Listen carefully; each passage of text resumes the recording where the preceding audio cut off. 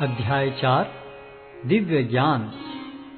भगवान श्री कृष्ण ने कहा, मैंने इस अमर योग विद्या का उपदेश सूर्यदेव विवस्वान को दिया और विवस्वान ने मनुष्यों के पिता मनु को उपदेश दिया और मनु ने इसका उपदेश इक्ष्वाकु को दिया।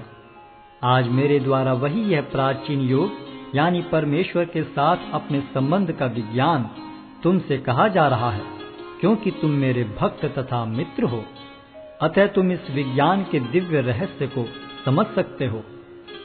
इस प्रकार यह परम विज्ञान गुरु परंपरा द्वारा प्राप्त किया गया और राज ऋषियों ने इसी विधि से इसे समझा, किंतु कालक्रम में यह परंपरा छिन्न हो गई। अतः यह विज्ञान यथारूप में लुप्त हो गया लगता है। अर्जुन ने कहा, सूर्यदेव विवस्वान आपसे पहले हो चुके हैं, तो फिर मैं कैसे समझूं कि प्रारंभ में भी आपने उन्हें इस विद्या का उपदेश दिया था। श्री भगवान ने कहा, तुम्हारे तथा मेरे अनेकानेक जन्म हो चुके हैं। मुझे तो उन सब का स्मरण है, किंतु हे परंतप, तुम्हें उनका स्मरण नहीं रह सकता है। यद्यपि मैं अजन्मा तथा अविनाशी हूं और यद्यपि मैं समस्त जीवों का स्वामी हूं, तो भी प्रत्येक युग में मैं अपने आदि दिव्य रूप में प्रकट होता हूं। हे भरतवंशी, जब भी और जहां भी धर्म का पतन होता है और अधर्म की प्रधानता होने लगती है, तब तब मैं अवतार लेता हूं। भक्तों का उद्धार करने, दुष्टों का विनाश करने तथा धर्म की फिर से स्थापना करने के लिए मैं हर युग में प्रकट होता हूं। हे अर्जुन, जो मेरे आविर्भाव तथा कर्मों की दिव्य प्रकृति को जानता है, वह इस शरीर को छोड़ने पर इस भौतिक संसार में पुनः जन्म नहीं लेता, अपितु मेरे सनातन धाम को प्राप्त होता है। आसक्ति, भय तथा क्रोध से मुक्त होकर, मुझ में पूर्णतया तन्मय होकर और मेरी शरण में आकर बहुत से व्यक्ति भूतकाल में मेरे ज्ञान से पवित्र हो चुके हैं। इस प्रकार से उन सबों ने मेरे प्रति दिव्य प्रेम को प्राप्त किया है। जिस भाव से सारे लोग मेरी शरण ग्रहण करते हैं, उसी के अनुरूप मैं उन्हें फल देता हूं। हे पार्थ, प्रत्येक व्यक्ति सभी प्रकार से मेरे पथ का अनुगमन करता है। इस संसार में मनुष्य सकाम कर्मों में सिद्धि चाहते हैं, फलस्वरूप वे देवताओं की पूजा करते हैं। निस्संदेह संसार में मनुष्य को सकाम कर्म का फल शीघ्र प्राप्त होता है। प्रकृति के तीनों गुणों और उनसे संबद्ध कर्म के अनुसार मेरे द्वारा मानव समाज के 4 विभाग रचे गए। यद्यपि मैं इस व्यवस्था का सृष्टा हूं, किंतु तुम यह जान लो कि मैं इतने पर भी अव्यय अकर्ता हूं। मुझ पर किसी कर्म का प्रभाव नहीं पड़ता, न ही मैं कर्म फल की कामना करता हूं। जो मेरे संबंध में इस सत्य को जानता है, वह भी कर्मों के फल के पाश में नहीं बंधता। प्राचीन काल में समस्त मुक्तात्माओं ने मेरी दिव्य प्रकृति को जान करके ही कर्म किया। अतः तुम्हें चाहिए कि उनके पद चिन्हों का अनुसरण करते हुए अपने कर्तव्य का पालन करो। कर्म क्या है और अकर्म क्या है, इसे निश्चित करने में बुद्धिमान व्यक्ति भी मोहग्रस्त हो जाते हैं। अतः मैं तुमको बताऊंगा कि कर्म क्या है, जिसे जानकर तुम सारे अशुभ से मुक्त हो सकोगे। कर्म की बारीकियों को समझना अत्यंत कठिन है। अतः मनुष्य को चाहिए कि वह यह ठीक से जाने कि कर्म क्या है, विकर्म क्या है और अकर्म क्या है। जो मनुष्य कर्म में अकर्म और अकर्म में कर्म देखता है, वह सभी मनुष्यों में बुद्धिमान है और सब प्रकार के कर्मों में प्रवृत्त रहकर भी दिव्य स्थिति में रहता है। जिस व्यक्ति का प्रत्येक प्रयास इंद्रिय तृप्ति की कामना से रहित होता है, उसे पूर्ण ज्ञानी समझा जाता है। उसे ही साधु पुरुष ऐसा करता कहते हैं, जिसने पूर्ण ज्ञान की अग्नि से कर्म फलों को भस्मसात कर दिया है। अपने कर्म फलों की सारी आसक्ति को त्याग कर सदैव संतुष्ट तथा स्वतंत्र रहकर वह सभी प्रकार के कार्यों में व्यस्त रहकर भी कोई सकाम कर्म नहीं करता। ऐसा ज्ञानी पुरुष पूर्ण रूप से संयमित मन तथा बुद्धि से कार्य करता है, अपनी संपत्ति के सारे स्वामित्व को त्याग देता है और केवल शरीर निर्वाह के लिए कर्म करता है। इस तरह कार्य करता हुआ वह पाप रूपी फलों से प्रभावित नहीं होता है। जो स्वतः होने वाले लाभ से संतुष्ट रहता है, जो द्वंद्व से मुक्त है और ईर्ष्या नहीं करता, जो सफलता तथा असफलता दोनों में स्थिर रहता है, वह कर्म करता हुआ भी कभी बंधता नहीं।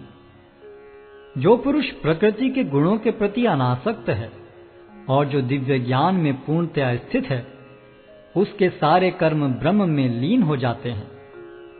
जो व्यक्ति कृष्ण भावनामृत में पूर्णतया लीन रहता है, उसे अपने आध्यात्मिक कर्मों के योगदान के कारण अवश्य ही भगवत धाम की प्राप्ति होती है, क्योंकि उसमें हवन आध्यात्मिक होता है और हवि भी आध्यात्मिक होती है।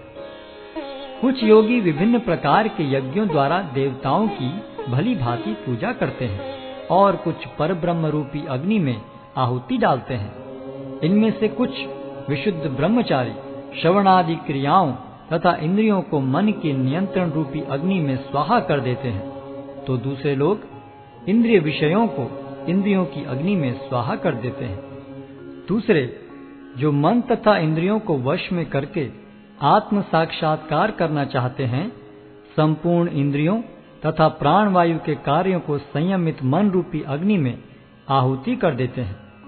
कठोर व्रत अंगीकार करके कुछ लोग अपनी संपत्ति का त्याग करके, कुछ कठिन तपस्या द्वारा, कुछ अष्टांग योग पद्धति के अभ्यास द्वारा अथवा दिव्य ज्ञान में उन्नति करने के लिए वेदों के अध्ययन द्वारा प्रबुद्ध बनते हैं। अन्य लोग भी हैं जो समाधि में रहने के लिए श्वास को रोके रहते हैं।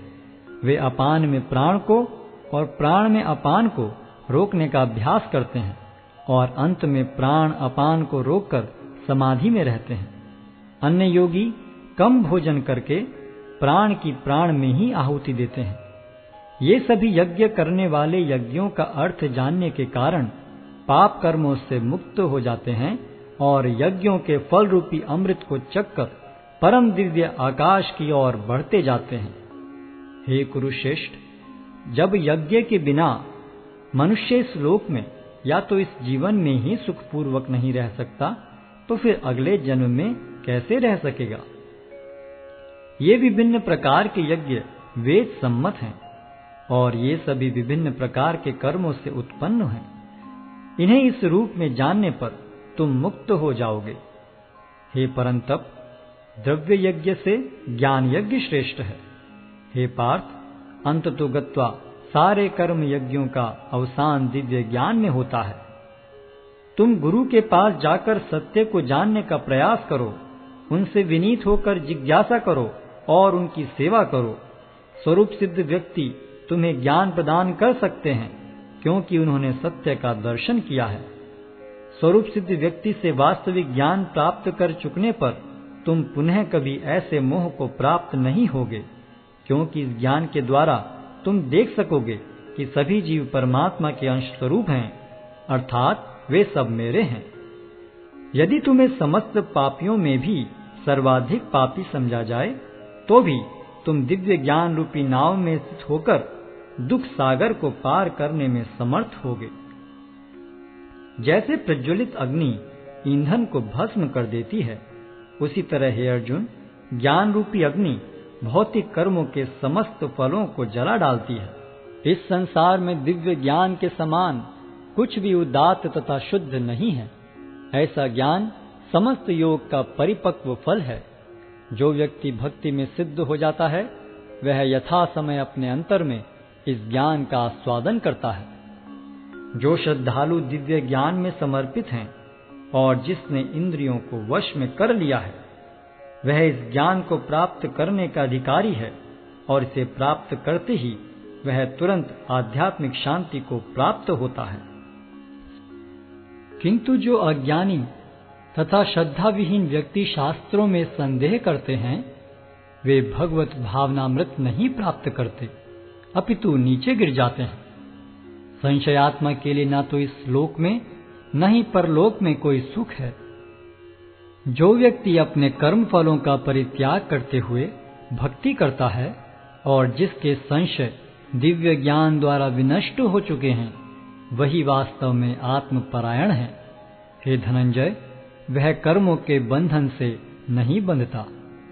अतएव तुम्हारे हृदय में अज्ञान के कारण जो संशय उठे हैं, उन्हें ज्ञान रूपी शस्त्र से काट डालो। हे भारत, तुम योग से समन्वित होकर खड़े हो और युद्ध करो।